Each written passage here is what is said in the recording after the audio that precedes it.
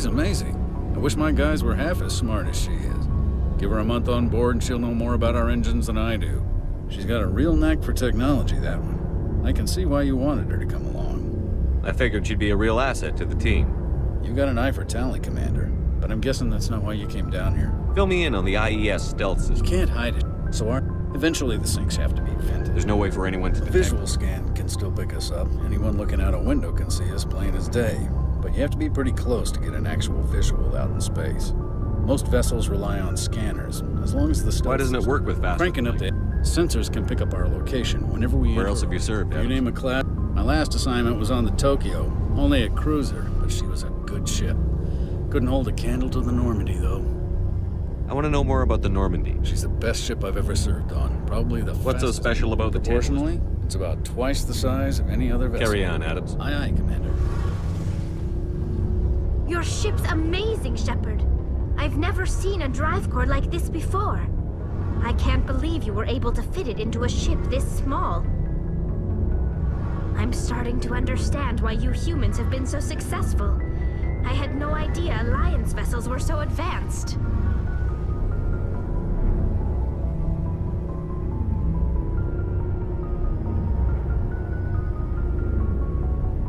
The Normandy's a prototype. Cutting-edge technology. A month ago, I was patching a makeshift fuel line into a converted tug ship in the flotilla. Now, I'm sitting on board one of the most advanced vessels in Citadel space.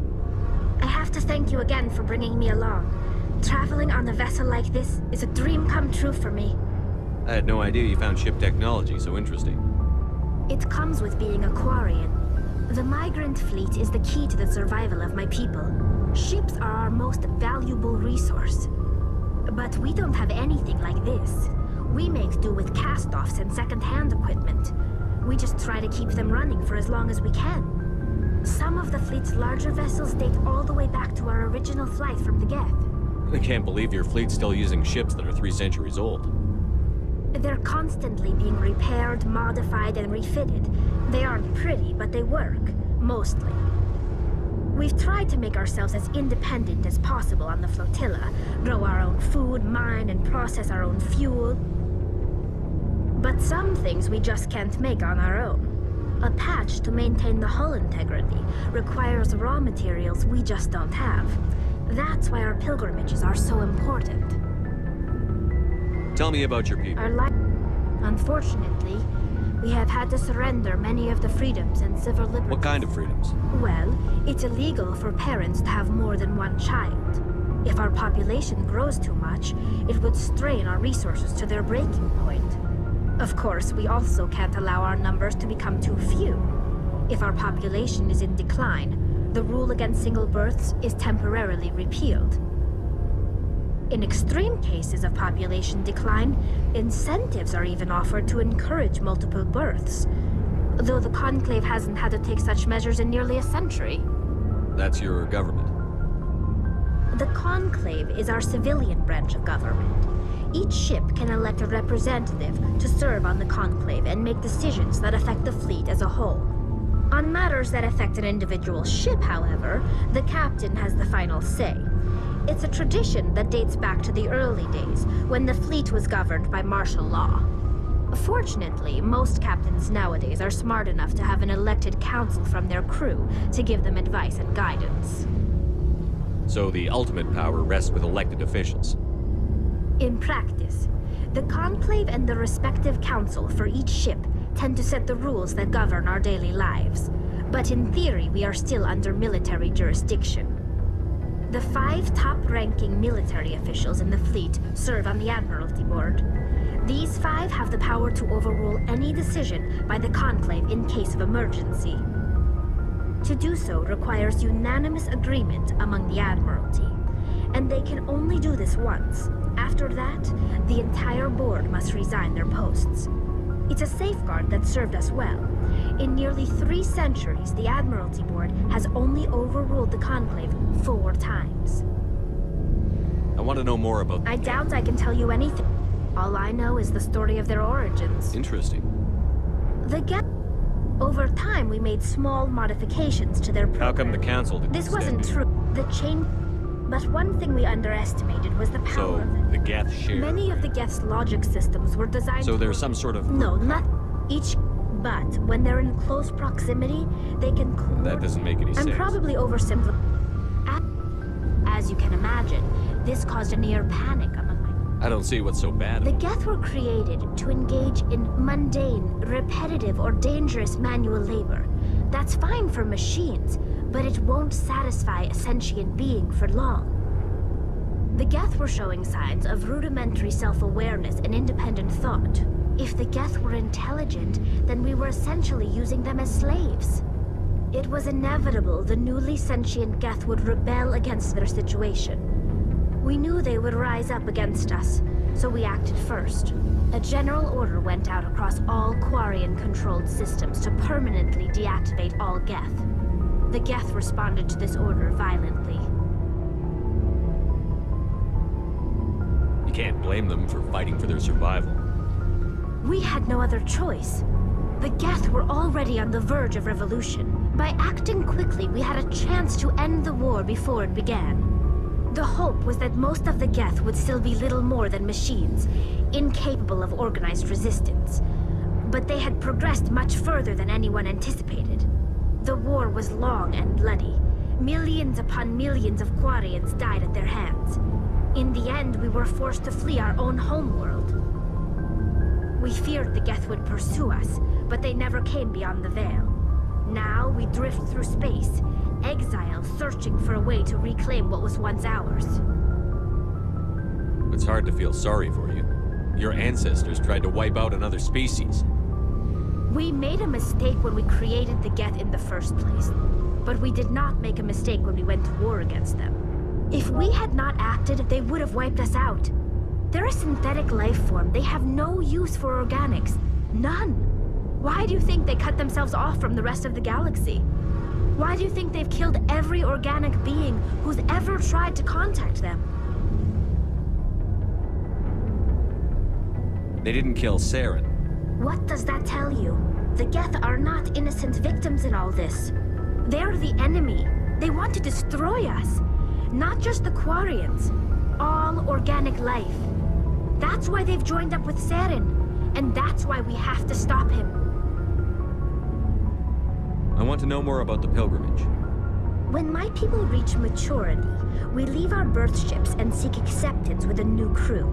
It's necessary to maintain genetic diversity among the fleet. But no ship wants to accept someone who will be a burden on them. So, to prove our worth, we embark on a pilgrimage. We set out alone, leaving the flotilla and our families behind us. We only return once we have found something of value we can bring back to the fleet. This is presented as a gift to the captain of the respective ship we wish to join. If the gift is accepted, we are welcomed into the crew. Can a captain choose to reject the gift? That doesn't happen often. Most captains are eager to increase the size of their crew.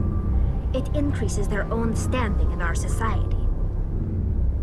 Even when a gift is not particularly valuable, the captain usually accepts it out of a sense of tradition. However, there is a stigma to presenting a substandard gift. It's not the best way to make a good impression on a new community. Most pilgrims don't return until they find something worthwhile. I can't believe they just send you off alone. It's not like they just cast us out. Before we leave, we are given lessons in how to survive outside the flotilla, and given gifts to help us on our journey. We also receive implants to fight off sickness and disease. Generations of living in an isolated and highly controlled environment have left our immune systems weaker than most. By the time we leave the fleet, we are well equipped for the pilgrimage. This is a rite of passage for all Quarians. If it were dangerous, our numbers would suffer. Virtually every pilgrimage ends with a triumphant return and the ritual presentation of the gift to one of the fleet's captains. I want to talk about something else. Like what? I should go. See you later.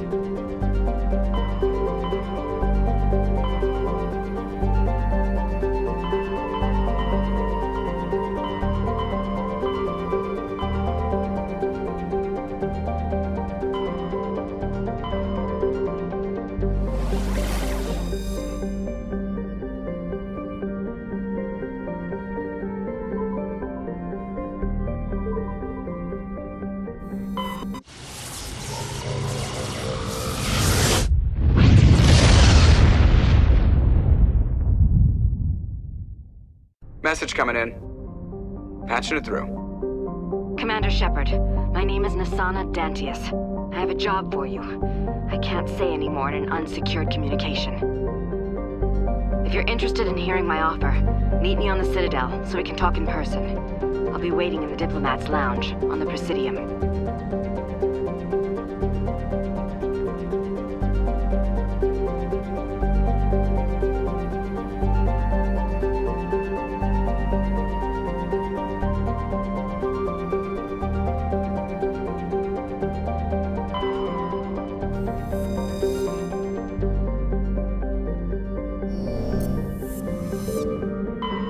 Message coming in. Patching it through. General distress call from the Sacred Angel Medical Transport. Critical system failure. Losing power. Emergency landing. Argos. Communications failing. Life support. Emergency transponder. Won't last. Please hurry.